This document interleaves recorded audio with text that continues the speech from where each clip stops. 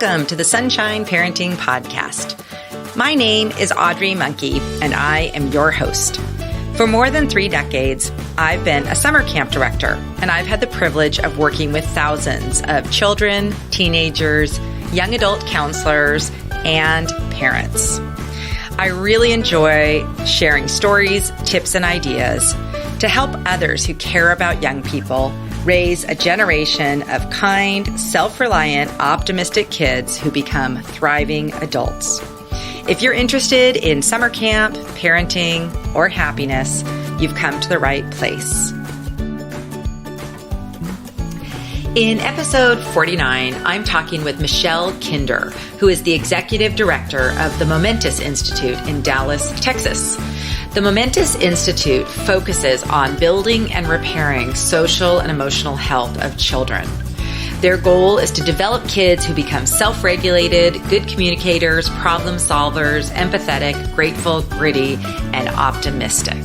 I loved that list of qualities and am thrilled to be attending the Momentous Institute's annual conference, which is going to be at the end of September, and it's called Changing the Odds.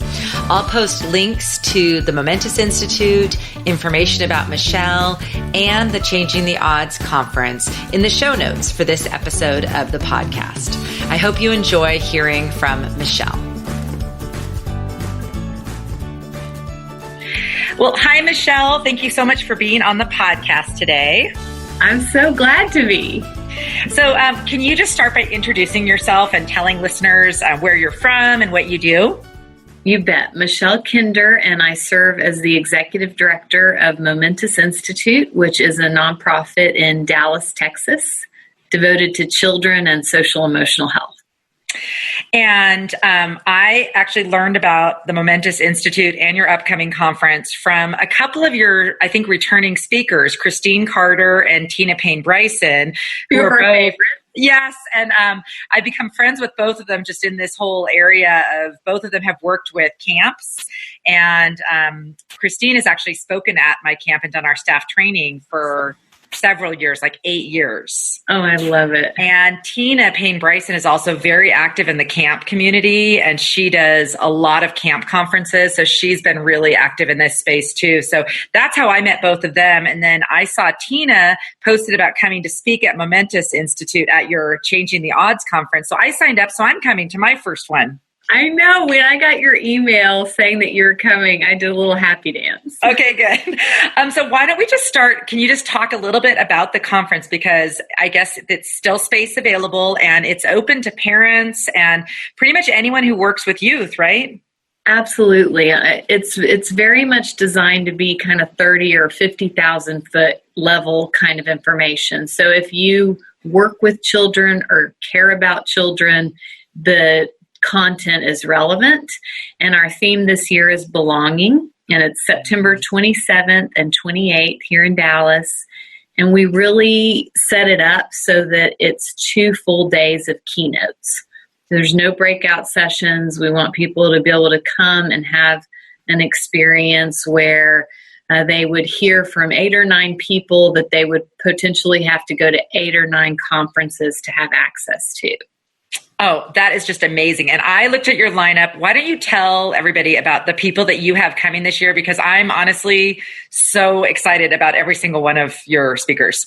Me too. This is our 6th, 7th year, and this is one of my favorite lineups that we've had up to this point. Like I'm more excited about the content and the speakers than I am nervous, which is one of my litmus tests. So like, do we have the right content? So I share that. I'll tell you who's coming. Tim Shriver is coming, Father Greg Boyle, Tina Payne Bryson, back by popular demand, Rosalind Wiseman, Mark Nepo, Jen Hatmaker, Brenda Jones Harden, Sarah Heminger, and David Williams. And they each have a different lens on this issue of that we're better together.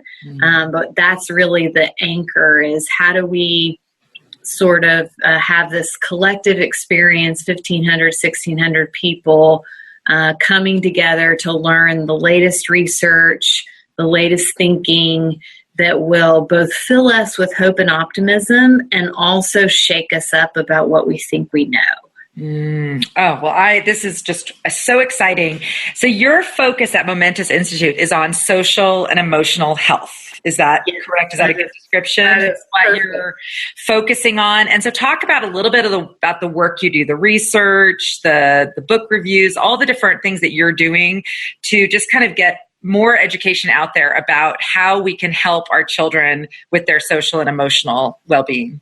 Absolutely. Yeah, we're a 98-year-old organization, and we really landed in that space of social emotional health because it is one of the most underattended to levers, beautifully attended to in the camp world, but underattended to in lots of other places. So we felt like if you're going to be paying attention to children's well-being, you have to look for the levers that are underattended to. And social emotional health, which we define as the capacity to understand and manage emotions, reactions, and relationships. That was very organic for us because for probably 6 of our 9 decades, we were focused exclusively on mental health. And out of that work, which that work still continues and is our biggest footprint, but then out of that work came our focus on education. So we now have the mental health work that works with over 5,000 people a year. Our education work is a lab school for 248 children and their families, most of whom are impacted by poverty, where social emotional health is as prioritized as academics. We have them through 5th grade, and then we launch them into the world, and they're in 60 different middle and high schools, and our researcher tracks their progress. And we're seeing 97% graduate high school on time and 84% go on to higher education. It's really exciting proof points about what happens when you create an environment in the early years where children deeply get to know themselves and their impact on their community. Oh, that gave me the chills when you were just talking about that, just how this is what I really feel like, like you mentioned at camps, our main focus is on the connection and the relationships and the friendships and sort of helping them with all of that. But it seems like a lot of schools, a lot of teachers don't have that knowledge about social emotional well-being and just little things they can do to just help kids feel that sense of belonging. I noticed that you do a lot of trainings for teachers. Are those web-based so people anywhere can participate? Yeah, great question, because that's really the third leg of our stool, so to speak. We take everything we're learning in that work with families and mental health and in our lab school, and then we share out through research, training, products, any way that we can freely share. And so we're getting more and more web-based just because of the demand, but our present day, most everything is done in person. In October, we're going to be launching 10 social emotional health training videos that people can access on our website, which I think will be really relevant for your audience. It'll be geared toward educators, and that includes the camp world, after school people, anyone who's interacting with children in that professional space. But I watch them also with the lens of a parent and just, garnered enormous applicable digestible strategies. So parents are allowed to register for I noticed, the conference, the Changing the Odds conference is open to parents. Yes. And your different trainings and all your blog posts and even your store. To me, those are things that parents, even if they're not working in a professional capacity with kids, would benefit from.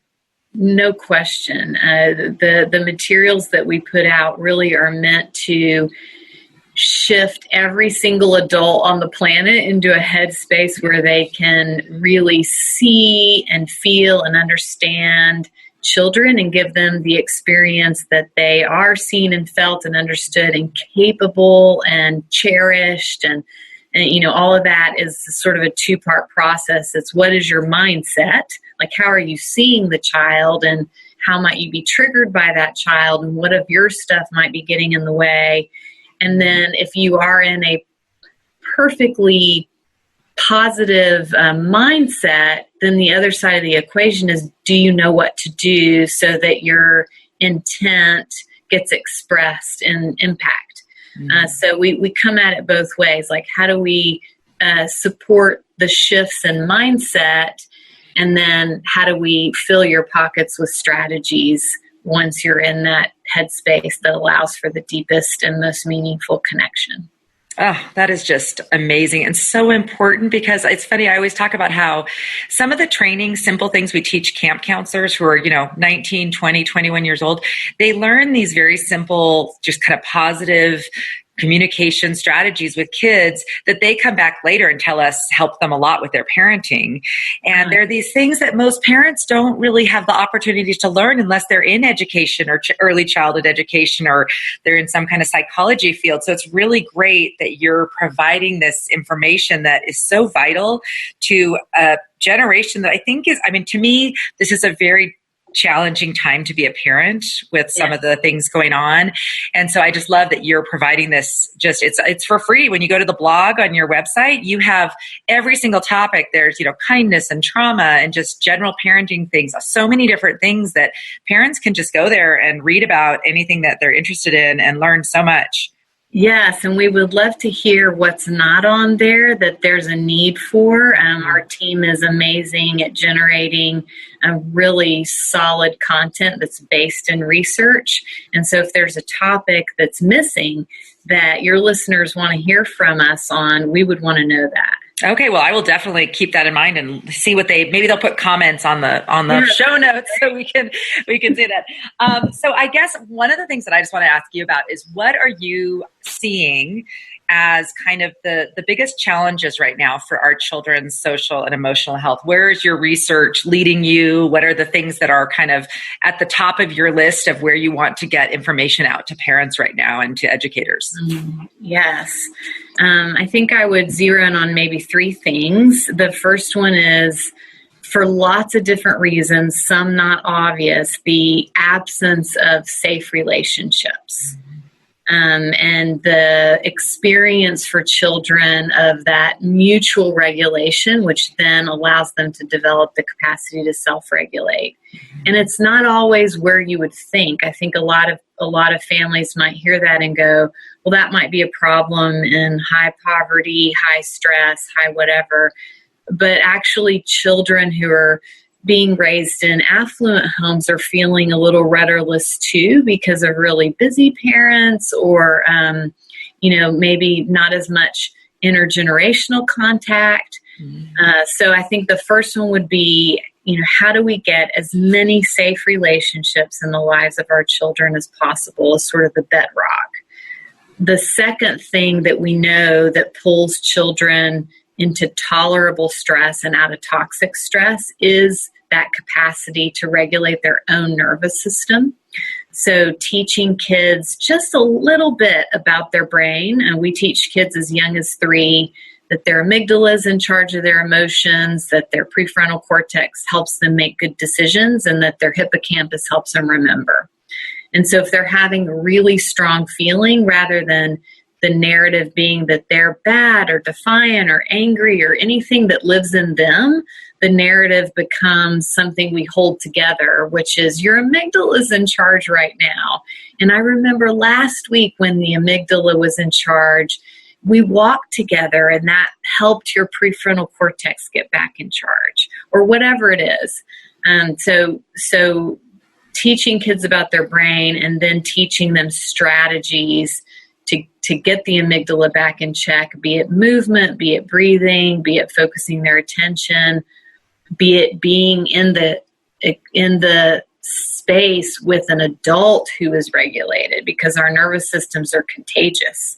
We always tell parents and caregivers and teachers, if you do not know what to do, if you're in a situation with a kid, and we all are at some point where it's like, holy cow, there's a possession taking place right now because I do not know how to help.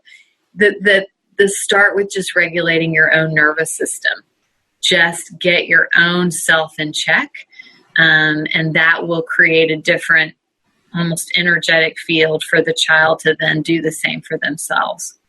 So that's two. And then the third one I would say is we've got to rebalance the scales on how we're motivating children to bring their best selves to the table. Right now, there's such a hyper focus on individual achievement, and that's an empty place for most of the population. There's a very small percentage of people who are filled because they achieve individually. They might be proud, but they're not filled up by that. So we spend a lot of time talking to children about contribution being the inspiration, and that will fuel achievement. But none of us are in it for ourselves. We're in it to be part of a community. So I think those would be the three. Safe relationships, helping kids learn how to self-regulate, and then inspiring for contribution over personal achievement. Right. Which a lot of that can come from the adults in their lives modeling all of those things. Because I always seem to keep coming back to, like, if you're trying to teach a child something like about contribution, or how you'll feel so much happier when you're being kind to others or doing things for other people, they really only learn that by seeing you do that and then, following along. So it's a lot. It's kind of just how we live is how we help our children best, like sort of how we live with them and do things with them in community. True. It's so true. And the incongruence of talking about this stuff, social emotional health, and not living it is actually worse for kids than if you didn't talk about it at all, because they struggle to make sense of the incongruence.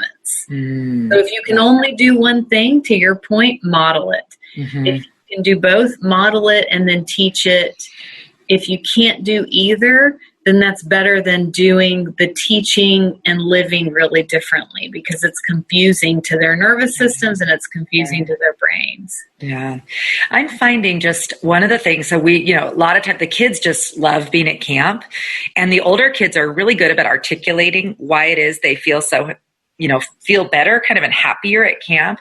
And a lot of it, they just feel under so much pressure from just everything, where, as they get older, they're feeling like so much academic pressure, and like they're supposed to be, taking really hard classes in every subject and spending so much time on that. And then they're also supposed to be doing a sport and doing all these other things. And so some of them I interviewed some of the teenagers at my camp, and they just said, oh, it's so nice just to be in a place where I can just be and just be with my friends. I don't have my coach, pushing me to do stuff. I don't have my parents telling me I have to keep doing stuff. And I just think part of it is that we all need to just take a step back and just say, what are we doing? Because obviously, like, I'm seeing at camp just more kids coming to us with kind of more issues, younger than we've ever seen before. A lot of it is that self-regulation piece.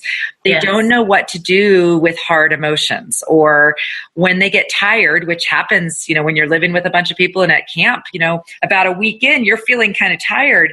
And we just see, this summer alone, we've had 4 or 5, 8 or 9-year-olds who kind of get into what we call the red zone now because of Tina.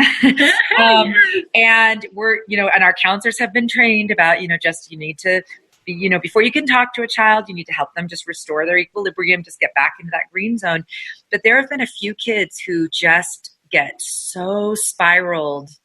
And then their parents have reported that that's been happening at home too, that and I think that is that emotional self-regulation that for some reason they're not getting when they're maybe with you. They need to go to your school, I guess, when they're little to learn that. Yes, it's true. Like the way you talk about the stress and the pressures, and unfortunately in our education system and in our parenting, we're all a little overly captured by fear. And so we're making fear-based decisions, which tend to constrict and narrow and shut connection down. So anytime we feel that kind of ooh, or we see that our children are feeling it, it's an invitation to look at the fear versus love dichotomy and choose love, because we will interact with our child so differently if we're thinking, oh my God, you're not going to make it into college and you're probably going to go to prison because you didn't pick up your socks, versus, oh, you're with what you just did, you're showing me that there's a coping skill gap, and that's what you're here for these 18 years. And I get an opportunity to lovingly show you what that looks like. Then we just show up so differently. And it really is not just in words and deeds, but energetically.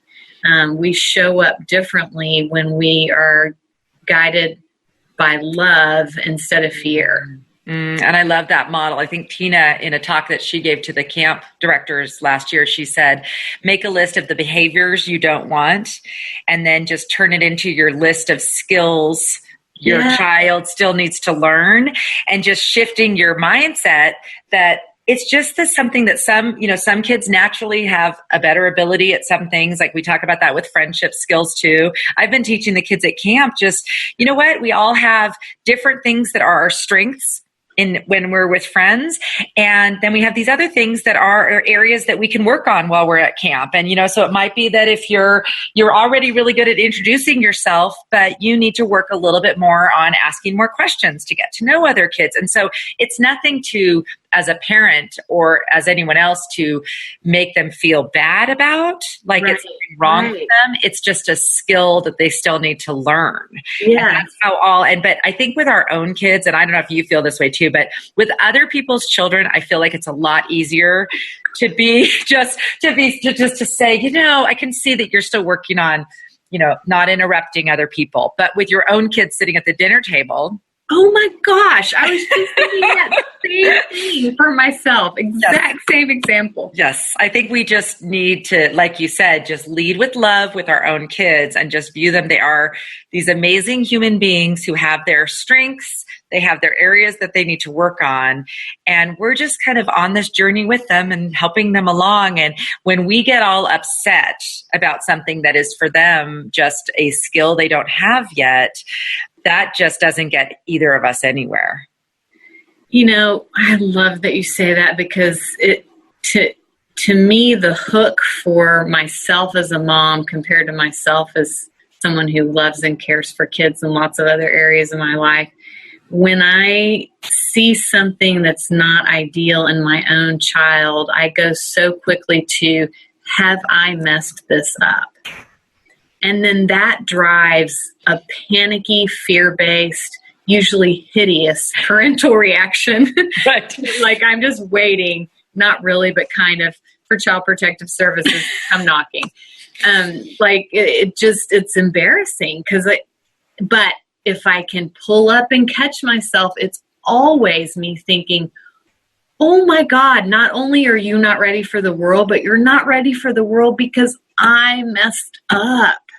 And that is a shame spiral that will, trick us every time into then not showing up in a helpful way for our kids the next 10 minutes and then the next 10 minutes. Right. Well, I think and as parents, we all need to know that we are going to say the wrong thing and make mistakes just like our kids will in their relationships. So we can also model for them in those situations. Right. Like, wow, you know what? I just went into my red zone and said something I didn't mean. Really sorry about that. So how can we repair this and move on? Yes. And I think parents, and I talk about this a lot with other parents, we need to also with each other be able to be really open and say, wow, you know what, this is going on. And I tried this and wow, I didn't respond correctly. And what are your ideas? And going to these conferences and reading these resources and all these things, because none of us is a perfect parent. So that's not the goal, but our goal we all share is to raise kids who come out the other side as good human beings who know how to have positive relationships and good mental health and all of that stuff. So I just love this. I'm so excited to meet you and to be able to talk. And I'm definitely going to do a follow-up podcast after the conference. If any of my listeners come, I'm hoping we can get together while we're there and chat and connect in person too. Any final thoughts that you just want to share with my listeners before we close this off? Because we've been talking, I think, for about 20 minutes. No, I so appreciate this opportunity, and I'm looking forward to meeting you at the conference. And I hope if anyone does come, that they'll come introduce themselves and let us know how they heard about it. And just look forward to hopefully many more chapters pulling on the same rope with you and with all of the parents and teachers and therapists and camp counselors out there, collectively creating space for kids to achieve their full potential. Oh, so exciting. Okay, thank you so much for being on, Michelle. This has been amazing. Thank you. It was my pleasure. I'm thrilled to have connected with Michelle and had the chance to chat with her about the amazing work the Momentous Institute is doing. I'm really looking forward to attending the Changing the Odds conference, which is coming up in Dallas, Texas, September 27th and 28th. If you decide to attend the conference, which is open to parents, community members, educators, and mental health professionals, please let me know so that we can connect at the conference. If you're a regular listener to the Sunshine Parenting Podcast, I'd really appreciate it if you'd take a moment to go to iTunes and give the podcast a rating. I'm going to leave you with some words of Michelle's from a blog post at the Momentous Institute. Her post is called 3 Little Words. We have 3 little words that get tons of play at the Kinder household. We started saying it when my daughters were pre-verbal and they are now 13 and 8. 3 little words. No, not those 3 little words, although we do say I love you all the time. The 3 little words are, we're problem solvers. That's it. Anytime we have any sort of challenge, we say, we're problem solvers. This podcast is a proud member of Parents on Demand, a network of high-quality shows for families just like yours. Download our free network app on Apple and Android and listen to your favorite episodes on the go.